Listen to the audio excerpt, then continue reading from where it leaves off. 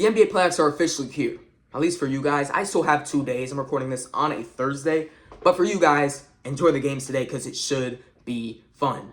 We still have to decide the Grizzlies and the Mavericks at the point where you guys are watching this. You know who won that game. We still have to see the Heat and the Hawks. You guys know who won that game. I don't think it's going to change too much for what I predict in this series. But hey, you never know. But yeah, make sure to like and subscribe. Go into the description to submit your video ideas because I promise I will do them, especially with the NBA offseason coming up. We're going to need some more stuff to be able to do. But yeah, hope you guys enjoyed this video. Let's get right into it with the Western Conference playoff predictions. The OKC Thunder versus either the Grizzlies or the Dallas Mavericks. I guess I should talk about the play in just a little bit. The Mavericks looked pretty good against the Sacramento Kings. Anthony Davis was looking like that. I mean, they didn't run a point guard in that game. It was Najee Marshall, Klay Thompson, Anthony Davis, Derek Lively. At the top of my mind, I cannot remember that fifth starter. Was it? I don't think it was Max Christie.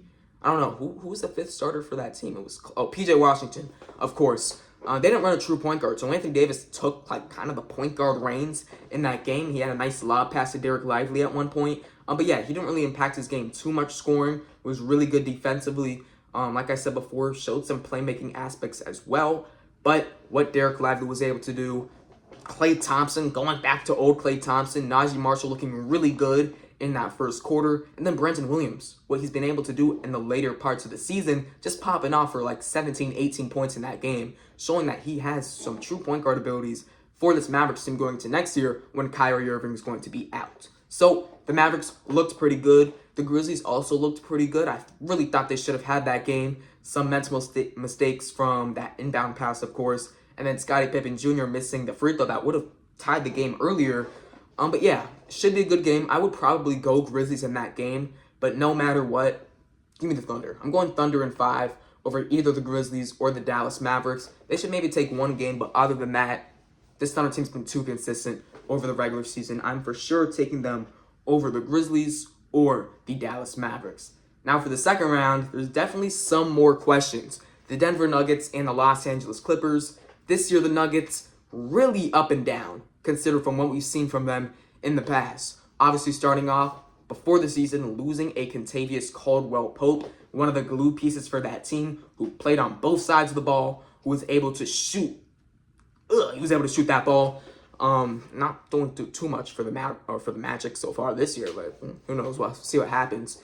But adding Russell Westbrook, that has been a roller coaster for them, of course, this season. Firing their head coach, Mike Malone, while they're in a playoff spot was really surprising.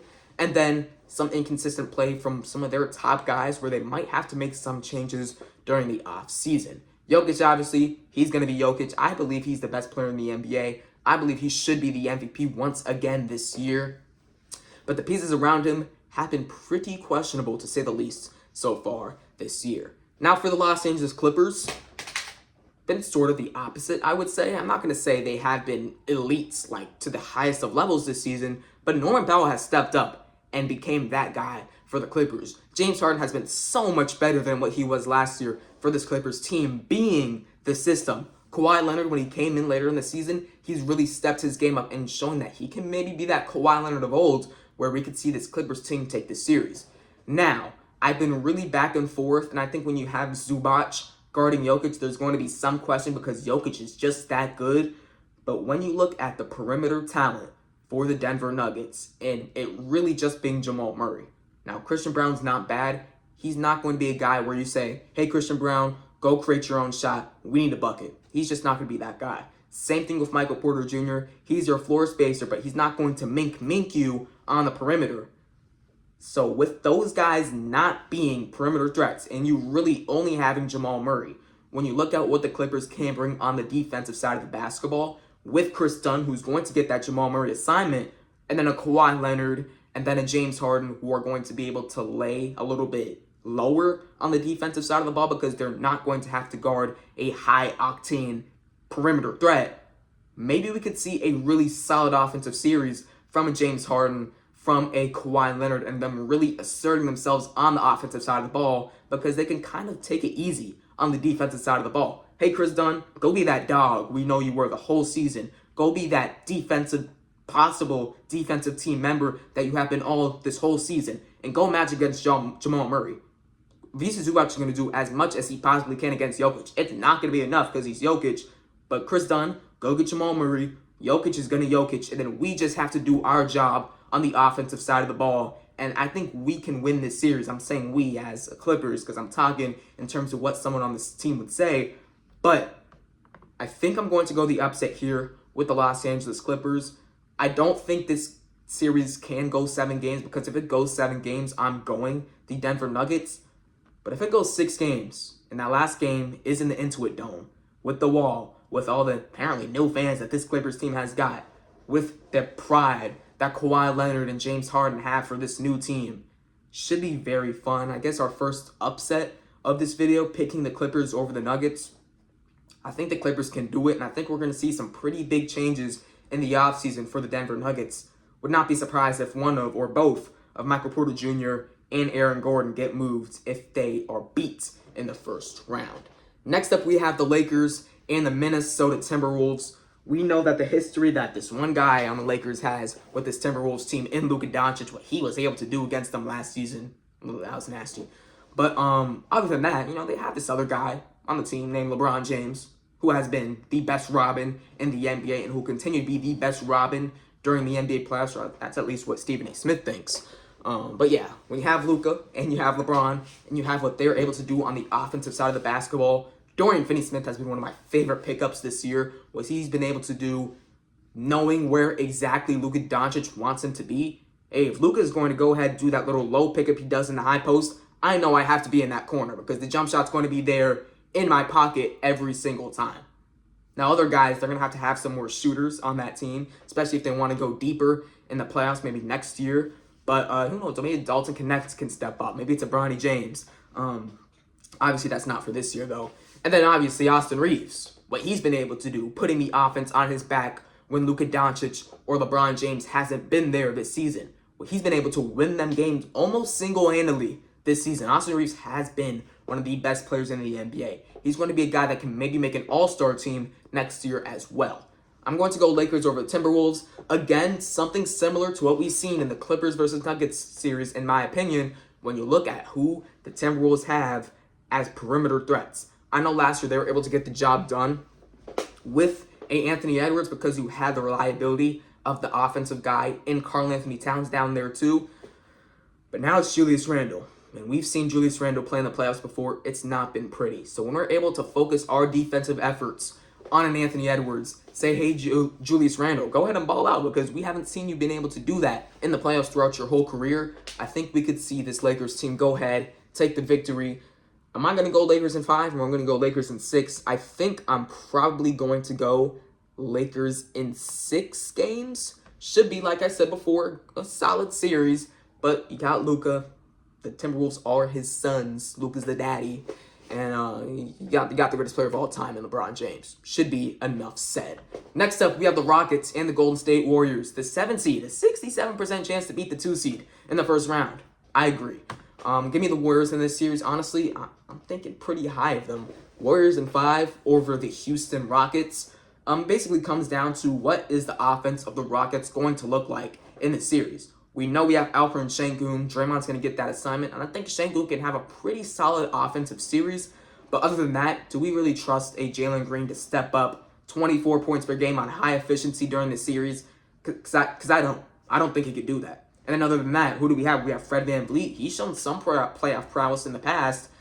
But he's your number one guy? Is he really your... Because if he's your number one guy, then we have some issues. And I think that the Rockets are going to have some issues in this series scoring the ball. Just because what the Warriors have been defensively after getting Jimmy Butler has been nothing short than amazing.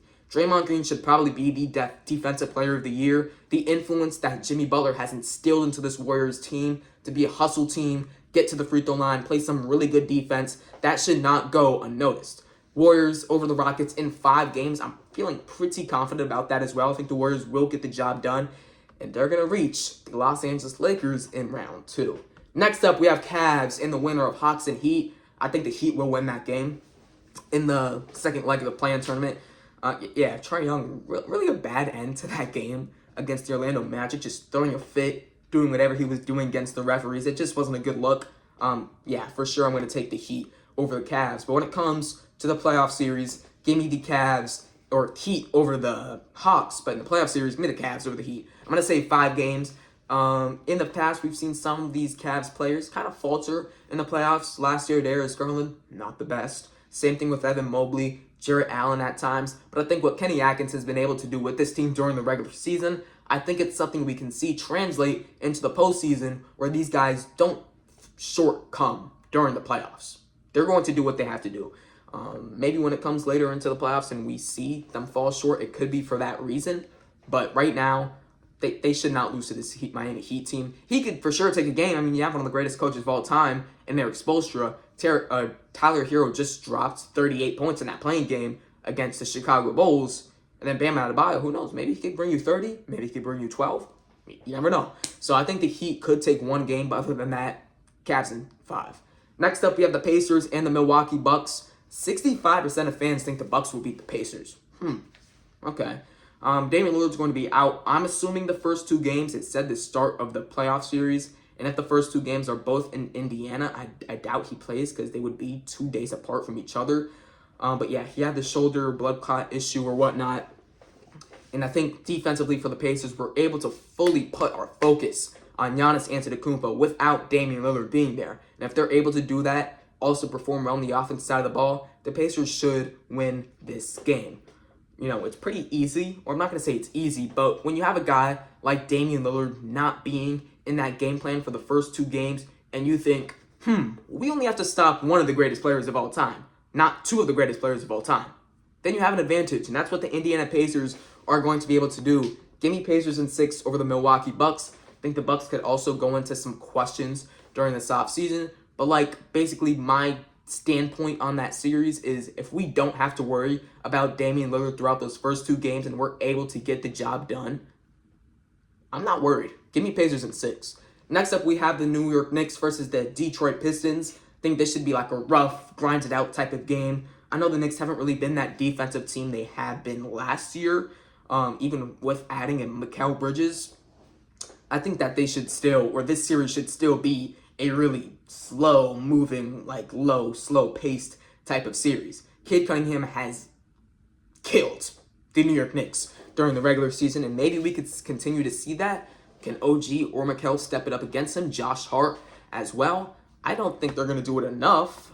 I think that Cade's going to Cade, but the Knicks should still win this series. I'm going to have them in 6 games. The Pistons have for sure been better than the Knicks, at least game versus or head-to-head during the regular season. But what we've seen out of Jalen Brunson during the playoff series, or during the playoffs last year, the year before, how he's been able to step up, the Knicks should have this series. Jalen Brunson, one of the best playoff performers we have in the NBA right now. Next up, the Boston Celtics versus the Orlando Magic. Same thing with that Cavs versus Heat series. I could see one game where maybe the Cleveland Cavaliers falter in that series, or where we just see Tyler Hero and Bam go crazy. And similarly, I could see one game in this series where the Boston Celtics just can't shoot that ball, where the ball is just not falling, and the Magic just take one game. I'm still going to go Celtics in 5, but there's going to be one game maybe where it's a little bit questionable. Next up, let's go back to the second round in the Western Conference where we have the OKC Thunder versus the Los Angeles Clippers. I think this is where the Clippers' run is going to end. I do think this is going to be a really good series. I'm actually going to go Thunder in 7. I think this is going to be one of their toughest tests of the playoffs. I really love this Clippers team. I think they can make that run. Chris Dunn, he's going to get the Shea assignment. But what's different about this series compared to last series, Kawhi Leonard, James Harden, they're going to have to be completely bought in on defense.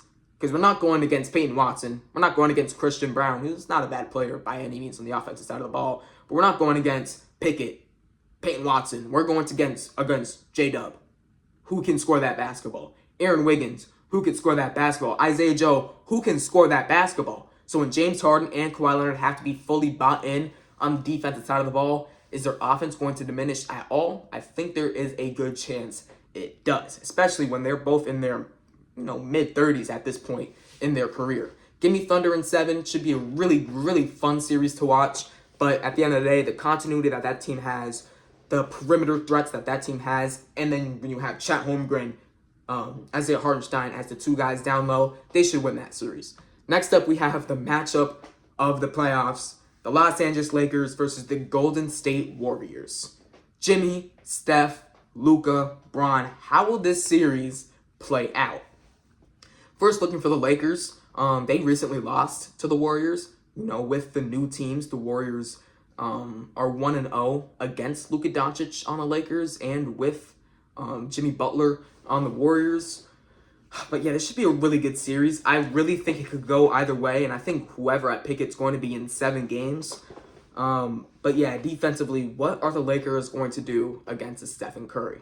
And then in response, what are the Warriors going to do for Luka Doncic? Is it going to be Jimmy Butler? I don't really trust Jimmy Butler at this level in his career defensively against a Luka Doncic. I don't think anyone in the Lakers can even remotely guard Stephen Curry. Is Gabe Vincent going to get the Steph Curry assignment? Gabe Vincent? I mean, that should say enough as it is. I think I'm going to end up going Lakers in 7 games. Even though it should be a really, really fun series. I think I'm going to go Lakers in 7. Just for the fact that I think Luka, what he can bring as a full offense throughout himself should be enough to beat this Lakers team. Or to beat the Warriors team. JJ Redick has been really good this season at forcing the opposing team to shoot 3-pointers with guys they don't want to shoot the ball with.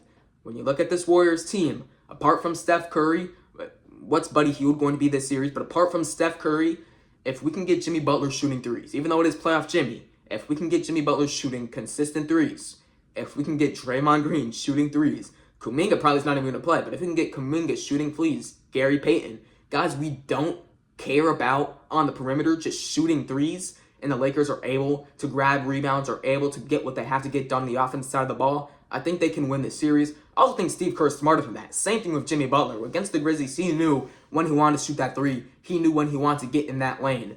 But we'll leave Draymond Green on an island by himself, and then we'll fall around Stephen Curry, maybe put a second guy on Stephen Curry as well. Lakers should get this one done. Should be a really good series. I'm really excited to see how it plays out. But give me Lakers in 7.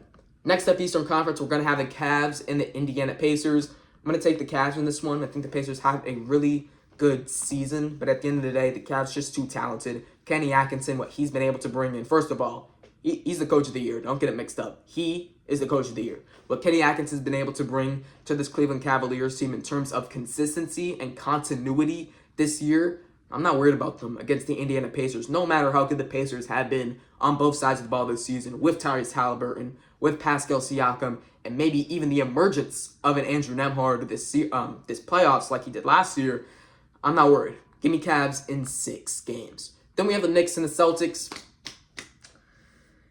As bad as I do not want to say it, and as most likely it is going to happen, unfortunately, I got to go Celtics. There is no reason in my mind right now.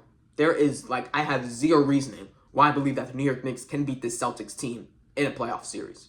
Tom Thibodeau, I just don't think can get it done. And I think that the Knicks right now built a team to beat the Boston Celtics, but what the Celtics did to them during the regular season, I mean, on the first game of the season, how they just killed them.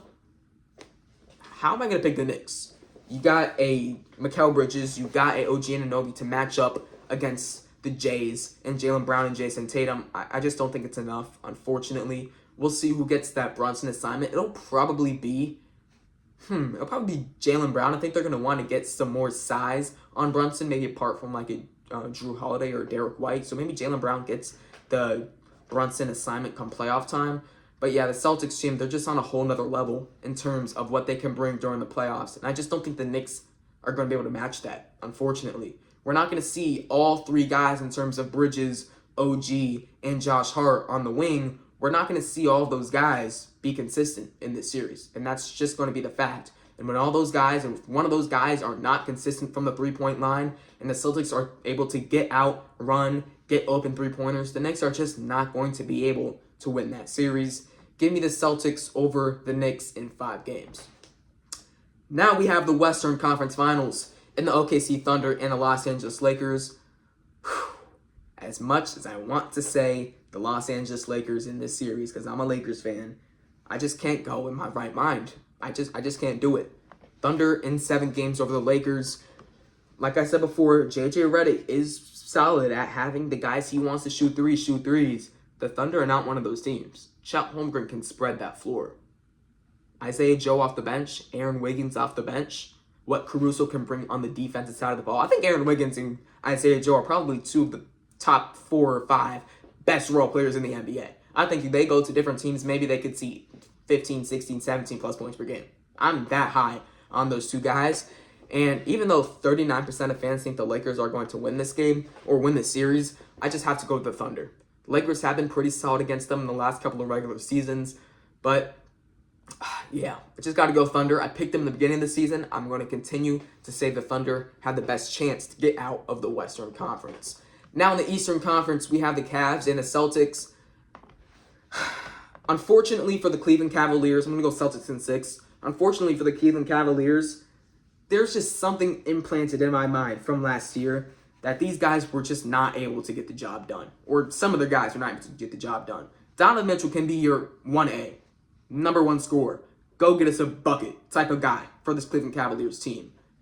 If Darius Garland struggles, which we've seen in the past, if Evan Mobley struggles, which we've seen in the past, how in my right mind am I going to take them over the Boston Celtics in a win-or-go-home playoff series? I really just can't. I know they were pretty dominant against them in the regular season series, at least to my memory they were. But when it comes to the playoffs, how Joe Mazzulla has ran this team in terms of getting shooters open, in terms of taking high, analytically sound shots, I'm going to have to go the Celtics over the Cavs in 6 games. Cavs run's going to end. Was a great season. I think DeAndre Hunter could maybe even be that last piece to help them get to an NBA Finals. But unfortunately, I'm going to go the Celtics in this series. Should be a really fun series, but Celtics in 6. And finally, for my NBA Finals, this was my originally predicted NBA Finals as well in the beginning of the year. We have the Thunder. We have the Boston Celtics. Either way this goes, I'm going to pick them in 7 games just because I want to see a 7-game series. But yeah, I think if there's times in the series where the Boston Celtics cannot shoot, they're going to feel it. I think when you look at the Eastern Conference and the teams who they played, who it's really going to matter if they can't shoot that ball, there's no way the Orlando Magic beat the Boston Celtics in round 1. I think either, or even with 2 bad shooting games from the Boston Celtics in round 2 against the Knicks, there's no way that the Knicks are beating the Boston Celtics in round 2. Now, if they have some bad shooting games, if they string together some bad shooting games against the Cavs in the Eastern Conference Finals, there's going to be some questions. But I still think that the Celtics should be able to get the job done. But if you put together 1 or 2 or 3 bad shooting games against the OKC Thunder in the NBA Finals, you're not going to live to see a championship. It's just not going to happen because the Thunder are that consistent on both sides of the ball. They've proved to be one of the best teams defensively and offensively this season, and they're going to make you pay. If you have a game where you can't shoot, the Boston Celtics are going to get out, or the OKC Thunder are going to get out and run. They're going to draw fouls. They're going to make you feel it. I'm going to go Thunder in 7 games. I believe this was also my prediction at the beginning of the season. Looks like I got to charge that laptop. Also my prediction at the beginning of the season. Should be, like I said, a really fun series, but I'm going to go Thunder in 7. I think they've been the more consistent team. They've been the more dominant team. And like I said, if we see some pretty bad games from the Boston Celtics, Thunder are going to make them feel it, and they're not going to lose this series. That's going to be it for my NBA playoff predictions. Hope you guys enjoy. Make sure to like and subscribe. Go into the description to submit your video ideas. But yeah, I'm really excited for this playoffs. You guys are going to watch this video during Game 1, first day of the NBA playoffs. Hope you guys enjoy those games. And see you guys next time. Peace.